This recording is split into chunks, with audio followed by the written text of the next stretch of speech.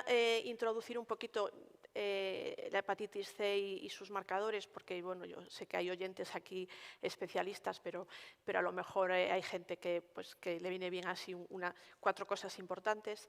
El por qué hacemos esta estrategia y luego para entrar ya un poco más en materia sobre los ejes y las líneas de actuación. La hepatitis C se caracteriza por ser una afectación hepática provocada por el virus de la hepatitis C. Es un virus ARN y tiene una elevada tasa de mutación, lo que provoca que evada fácilmente las defensas inmunitarias y de hecho no existe una vacuna, ¿no? Entonces, esto también es una información importante porque nos hace tener que esforzarnos más en las actividades de prevención y de detección de la enfermedad. El reservorio es el ser humano y la transmisión se realiza a través del contacto directo con sangre infectada. La vía más frecuente es la parenteral y aquí tenemos factores de riesgo importantes como es el uso de material compartido en personas que se inyectan drogas, el uso de material punzante, prácticas que utilizan material punzante incorrectamente esterilizado, tatuajes, piercing. En el ámbito sanitario, en el pasado hubo casos, pero ese ámbito ahora está totalmente controlado debido a todas las condiciones higiénico-sanitarias en las que se realizan tanto la práctica clínica diaria como lo que son las transfusiones de hemoderivados. Existe también un riesgo a nivel sexual, pero también está bastante contextualizado en unas prácticas de riesgo. Y no podemos descartar, aunque el riesgo de transmisión es ya muchísimo menor, la transmisión vertical de madre a hijo o la intrafamiliar por compartir utensilios domésticos como corta uñas, cuchillas de afeitar, este tipo de cosas, ¿no? Es muy importante hablar de los marcadores. ¿Por qué? Porque a la hora de diagnosticar a una persona hay que diferenciar si tiene la infección activa o no. Porque solo los que tienen infección activa van a ser susceptibles de tratamiento. Por eso tenemos que hablar primero de lo que es la detección de los anticuerpos, que suele ser la primera línea diagnóstica, eso normalmente a través de una serología, aunque también existen en el mercado ya pruebas rápidas para la determinación en saliva o en sangre seca. Tener anticuerpos positivos al virus de la hepatitis C implica haber tenido un contacto con el virus, pero no significa tener la infección activa. Por eso hay que irse a una de las 2 determinaciones siguientes que tratan de averiguar la viremia, ¿no? La carga viral, si el virus se está reproduciendo en ese momento en el organismo. Uno es la determinación del ARN viral a través de PCR, que indica infección activa, y otra es la determinación del antígeno central del virus o antígeno core, que también indica infección activa, pero es menos sensible que la anterior. ¿Para qué establecemos esta estrategia? Pues porque obviamente estamos implicados y queremos eliminar la hepatitis C como problema de salud pública en Galicia. Y estamos alineados porque es un objetivo también de la OMS, así que nos queremos alinear con ese objetivo que contempla para el 2030 el poner fin a epidemias como el SIDA, la tuberculosis o las hepatitis, ¿no?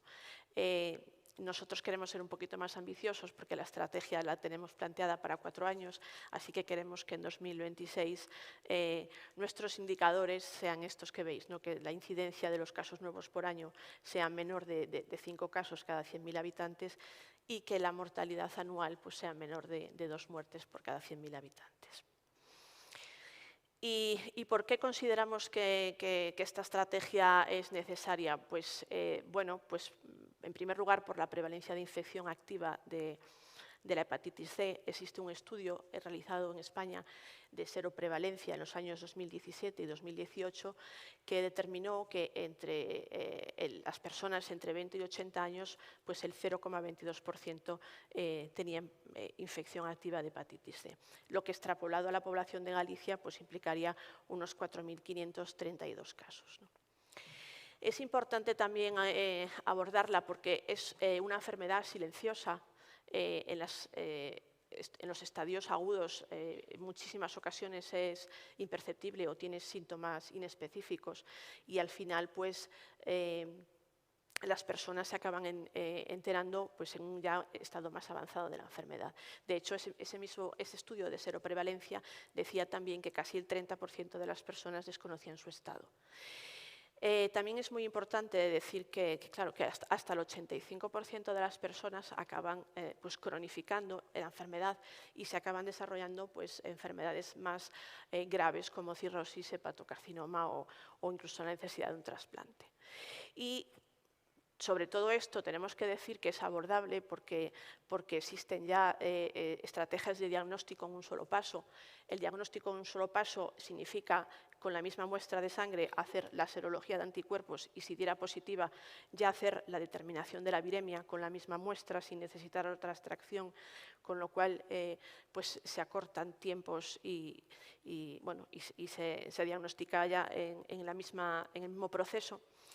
Y además porque existen en el mercado antivirales de acción directa o pangenotípicos, se llaman, que son eficaces contra todos los genotipos del virus y que además han demostrado que tienen una eficacia, que son seguros y que en el 95% de los casos se obtiene una respuesta viral sostenida, que es equivalente a la curación, ¿no?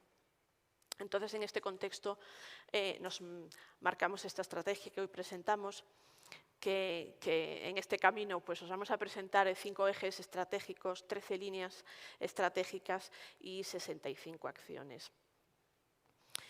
Esto obviamente es un trabajo de equipo y lo seguirá siendo porque estamos involucrados muchísimos equipos, ¿no? Está salud pública, el sistema asistencial y no podemos obviar la coordinación con otras unidades que aquí pongo porque son específicas en cuanto a la atención de pacientes con especial riesgo, como son unidades de salud mental, unidades de atención a drogodependientes, centros penitenciarios o de reinserción social y ONGs. Estos ejes los ejes son estos 5, así vamos a actuar sobre la vigilancia epidemiológica, sobre la prevención primaria y la promoción de la salud, sobre la prevención secundaria, es decir, sobre la detección de la infección, sobre el diagnóstico y tratamiento y también sobre la formación e investigación. La vigilancia epidemiológica pasa por el registro, ¿no? Y por el análisis de la información. Aquí tenemos, tenemos ya la experiencia del VIH, tenemos en salud pública también el programa de vigilancia de VIH y ya tenemos ahí amplia experiencia de lo que es notificación y seguimiento de los casos. En el caso de la hepatitis C también tenemos que unificar la notificación tanto del ámbito sanitario público como del privado, por supuesto poner toda la tecnología a disposición para automatizar los procesos y poder clasificar bien los casos. Y el objetivo al final es analizar, ¿no? Poder seguir viendo la evolución de la enfermedad en nuestra comunidad autónoma, evaluar los factores de riesgo que aquí tienen el peso mayor y ver también la evolución de la morbilidad y de la mortalidad. En prevención primaria y promoción de la salud, pues nuestro objetivo obviamente es aumentar y mejorar la información tanto de la enfermedad en sí como de los factores de riesgo que tienen tanto que ver en esta enfermedad. Disminuir la estigmatización de los colectivos específicos, al final disminuir el riesgo general y el riesgo en ámbitos específicos, ¿no? Lo dividimos en cinco ámbitos, uno para población general, otro para personas que se inyectan drogas, otro para el fomento de las relaciones sexuales seguras, otro para prácticas de tipo tatuajes, piercing y similares con material punzante y actividades para profesionales.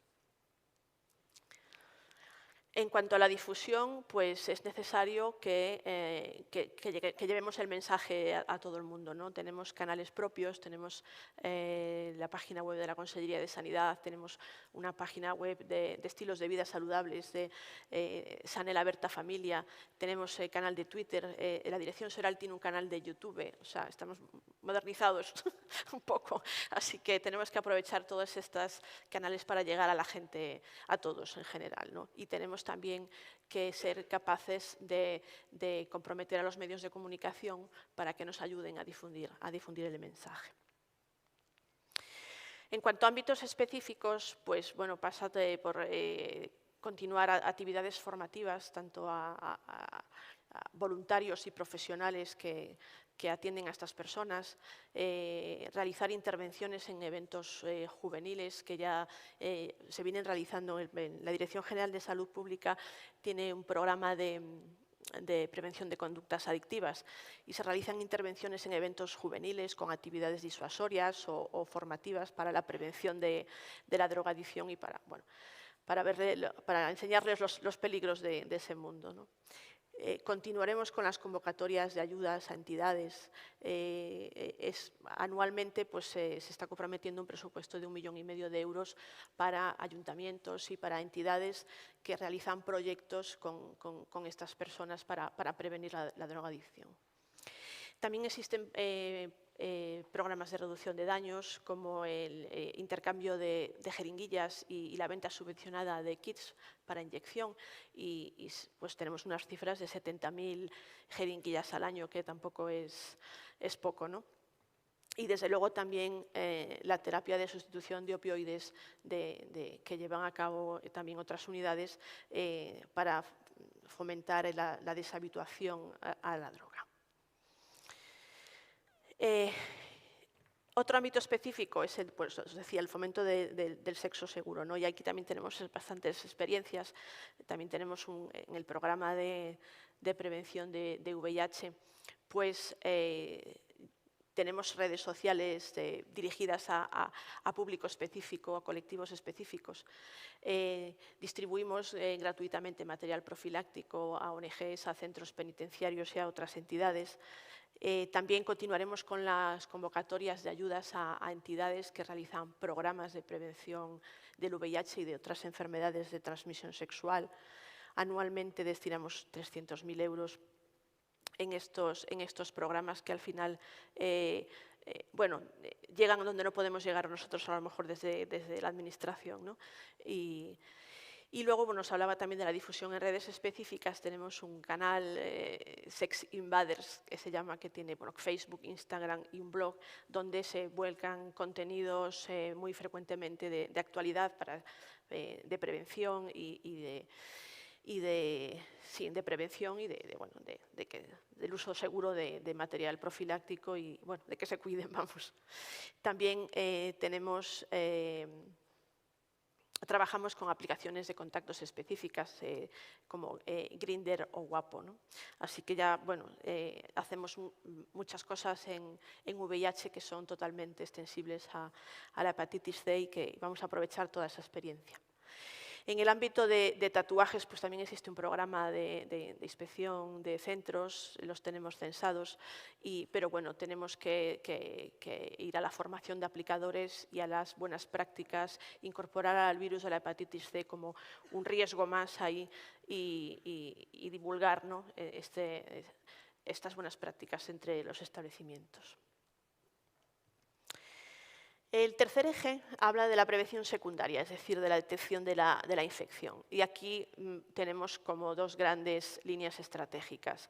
Una sería la búsqueda activa de casos retrospectiva y otra sería ya la búsqueda prospectiva de nuevos diagnósticos, ¿no? Tanto en el ámbito sanitario como en la población de difícil captación, para lo que contamos con la colaboración de ONGs, unidades de atención a drogodependientes, UADs o centros penitenciarios. La primera línea de la búsqueda retrospectiva pues, trata de captar a personas que han tenido en algún momento de su vida un indicio de haber estado en contacto con la hepatitis C, pero que no existen confirmaciones diagnósticas o de curación, ¿no? Se trata de utilizar toda la información que ya existe en nuestros sistemas sanitarios, el Big Data, que yo me lo imagino así en una sala llena de ordenadores. Bueno, pues al final tenemos mucha información registrada que tenemos que utilizar.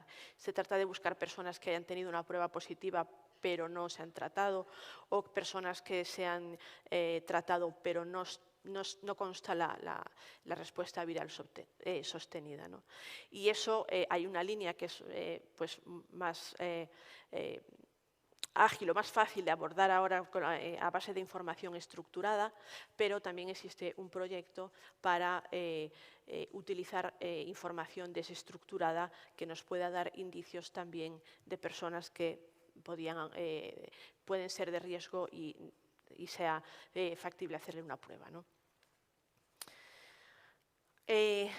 Para la búsqueda de nuevos casos, y considerando que, según ese estudio de seroprevalencia, las franjas de edad donde la prevalencia es mayor son entre los 40 y 69 años, pues nosotros tendríamos ahí el 85,3% de los casos objetivo, ¿no?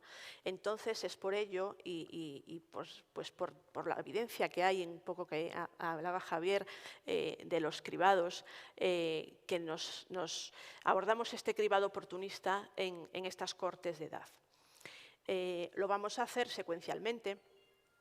A lo largo de 3 años, pues en 2023 abordaremos a la cohorte de las personas nacidas entre 1964 y 1973, que son las que tienen entre 50 y 59 años.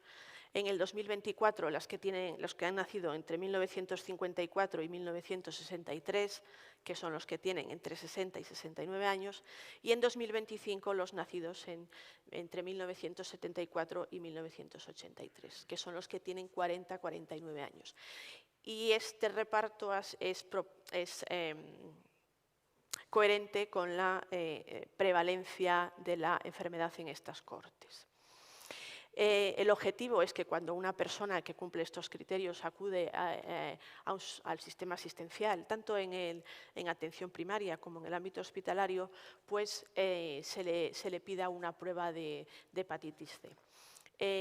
Obviamente vamos a automatizar el proceso, facilitar en todo lo posible este proceso para que la prueba salga por defecto en los perfiles básicos de análisis cuando la persona cumple estos criterios, de manera que el facultativo tendrá que desmarcarlo en caso de que tras informar verbalmente a la persona pues no lo quiera hacer. Pero creemos que este sistema va a agilizar muchísimo y facilitar sobre todo y no sobrecargar pues, los sistemas asistenciales. Pero no podemos perder de vista que, además del cribado oportunista, tenemos que seguir detectando en personas con factores de riesgo. En embarazo también se establece una detección, al menos en el embarazo y en las unidades de salud mental, que también son pacientes con una elevada prevalencia de la enfermedad. En las evidencias científicas se refleja que personas con trastornos esquizofrénicos graves, sobre todo unidos a trastornos adictivos, pues tienen una alta prevalencia de hepatitis C. Entonces, lo dicho, también tenemos que abordar los riesgos específicos que ya existían, ¿no? En cuanto a las personas de difícil captación, que ahí es donde colaboramos, seguiremos colaborando y nos necesitamos, es con las unidades, entidades sociales, centros penitenciarios, todas estas entidades que nos ayudan a llegar donde no podemos. Personas de difícil captación son aquellas que no acuden al sistema sanitario de una manera ordinaria, pero sí pueden ser captadas a través de estas entidades. El objetivo último es diagnosticar y tratar, facilitar un poco la realización de pruebas, establecer o unificar, porque ya se hacen cosas, unificar las periodicidades, ofrecer las pruebas rápidas, porque a veces son muy útiles para determinados contextos o determinados pacientes que se resisten a ir a hacerse una serología, y desde luego establecer canales para una evaluación rápida, ¿no? Y acercar el tratamiento también es otro objetivo primordial para estos pacientes, considerando pues, tratamientos fuera del ámbito hospitalario o tratamientos directamente observados, ¿no? Y luego, pues, estos pacientes, si continúan con prácticas de riesgo, pues se necesita establecer un seguimiento periódico también. El eje 4 habla del diagnóstico y tratamiento. Más o menos hemos hablado un poco de esto, ¿no? Queremos facilitar el diagnóstico. El diagnóstico en un solo paso tiene que hacerse siempre, ¿no? Nuestro objetivo es que en el 100% de las serologías positivas se realice la carga viral. También se establecen canales de comunicación rápida de las personas positivas, la derivación ágil a los sistemas asistenciales. Al final es importante abordarlo cuanto antes. Y, como ya os comenté, en las estrategias para aquellas personas de difícil captación para diagnosticarlas, como pueden ser el uso de las pruebas rápidas. En cuanto al tratamiento, pues objetivo optimizarlo, mejorar la adherencia, sobre todo. Hay todo un anexo, un capítulo de adherencia en la estrategia.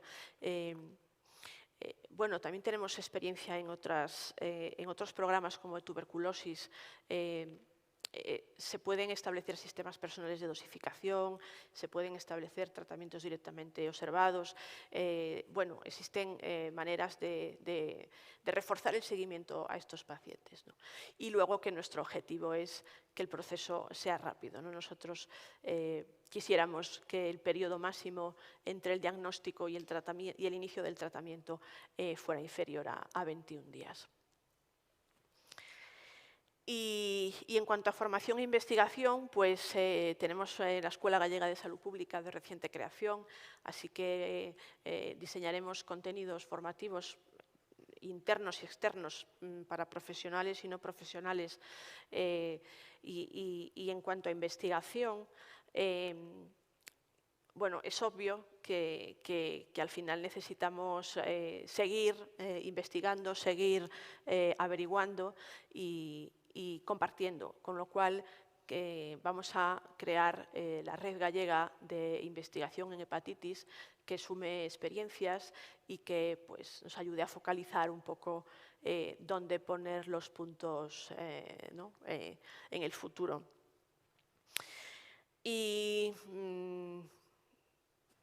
como decía William Thomson Kelvin, lo que no se mide no se puede mejorar, ¿no? Entonces, y lo que no se mejora se degrada, con lo cual tenemos también indicadores para la evaluación de esta estrategia, evaluaciones para realizar cada año y una evaluación final y ver un poco pues el resultado, ¿no? de esta apuesta por la eliminación de la hepatitis C como problema de salud pública en Galicia. Así que aquí os dejo este brote y nada, para que con nuestra misión, ¿no? Que aparte de eliminar la hepatitis C y cumplir los objetivos de la OMS, pues es seguir trabajando por la salud pública de Galicia.